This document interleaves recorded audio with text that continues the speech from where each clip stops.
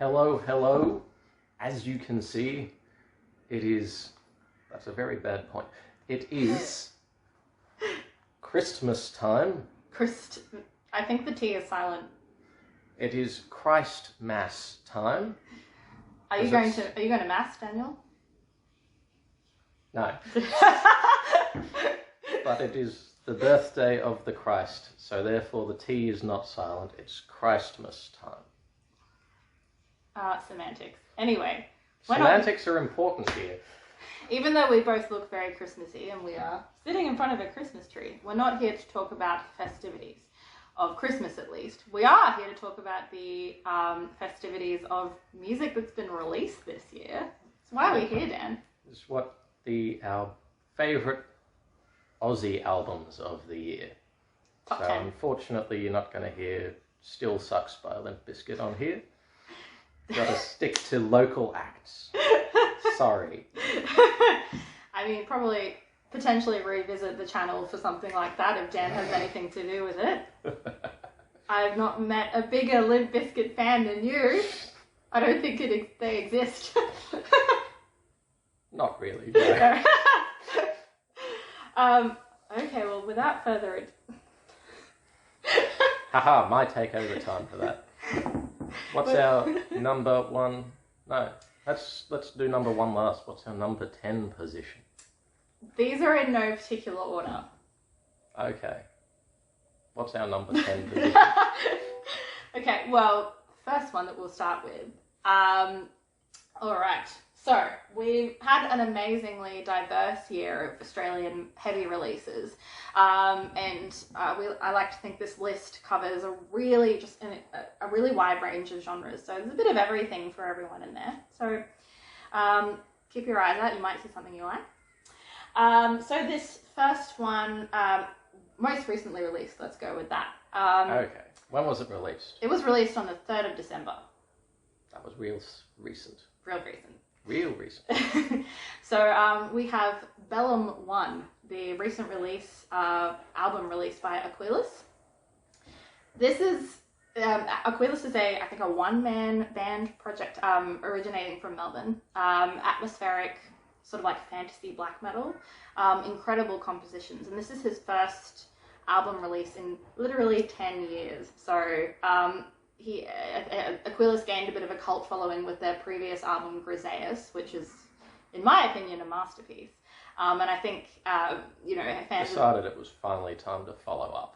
Did a bit of a tool. Yeah. That decided maintain momentum. Maybe we should drop something after a decade. But look, it was worth the wait. It's an incredible, it's a magical journey of an album. He's back on top form. It's just if you really like Eldamar, Moonsorrow sort of thing, those kind of bands, Sayor even, you will love this album. Listen to it. It's incredible. Okay. Number 9. We're sticking with the numbers now. It's not in any order. All right. So next on our list, again recently released, we've got Darkness Visible by Sunset Junkies, our locals. We've heard these guys, play around the scene, and I've been very impressed with their live stuff. But heard this album, and it just blew me away. So they're Brisbane-based, I guess psychedelic prog rock, if you go with. Just really awesome grooves. Like if you're after a bit of a Woodstock grunged up and gone a bit metal rebellious, this album is ideal. Like, it's just got such great 70s vibes, but really like chunky riffs and catchy melodies, everything you could really want out of a prog album. So yeah, it's a great release by those guys. Get in there, prog fans. Mm-hmm. Number Z. Number C. All right. Well, continuing on the prog train, we've got Entropy by Acolyte. So this is the proggiest album to have ever progged. If you seriously, it's incredible work. It's a big listen, but it just it's like it's a kaleidoscope of music. It's fantastic. It's just so well written and intricately layered, and just you know, the prog riffs and melodies just go off on tangents and take you into all kinds of musical worlds. It's amazing. So like, it's very much for the Dream Theater fans out there. You will love it. So Entropy by Acolyte. I think they're from New South Wales. Yeah, so good. They managed to get something out well locked down. They did. I think they did. They actually did a live stream gig, like in the cathedral, and I missed it. Well, kicking myself that I missed that, because apparently, just obviously the acoustics were amazing. Reverb. Yeah. Okay, number Omicron.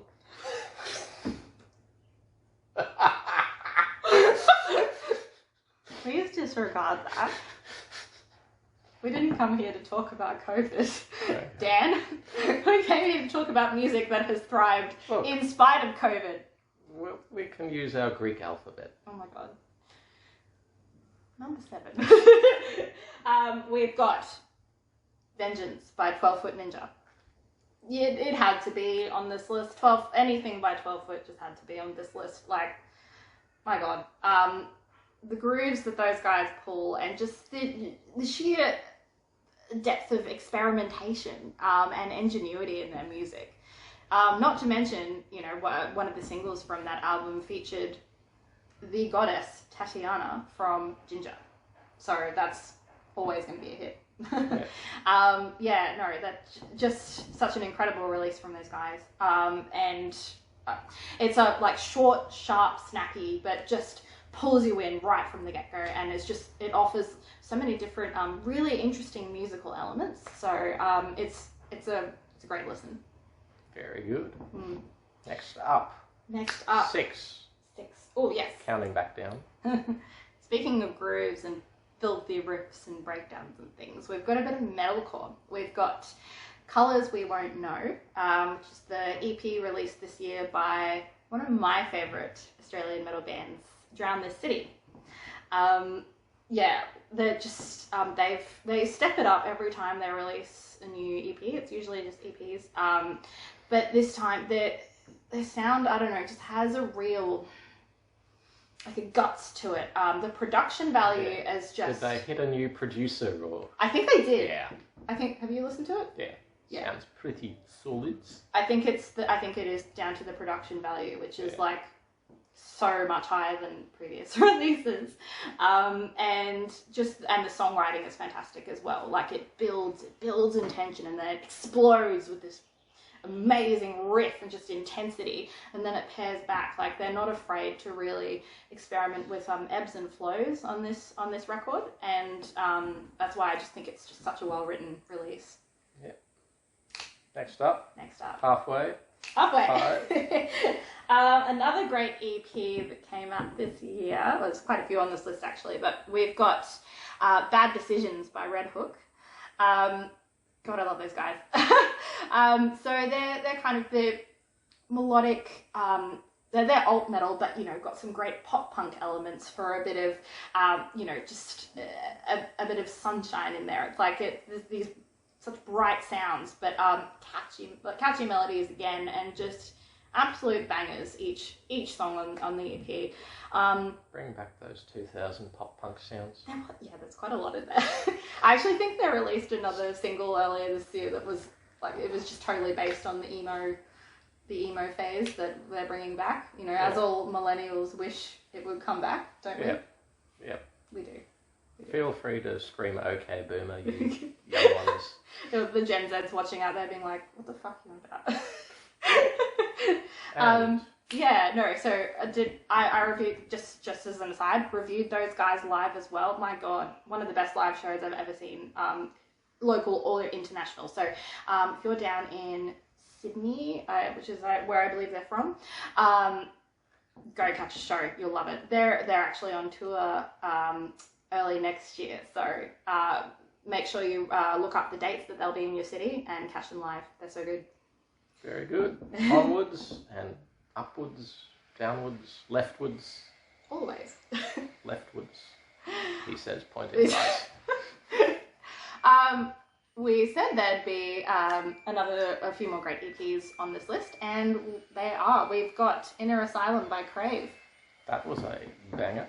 It was a banger. You want to say something about that? It's been sitting in my car CD player over and over. It's great. Check out Anxiety. It's song.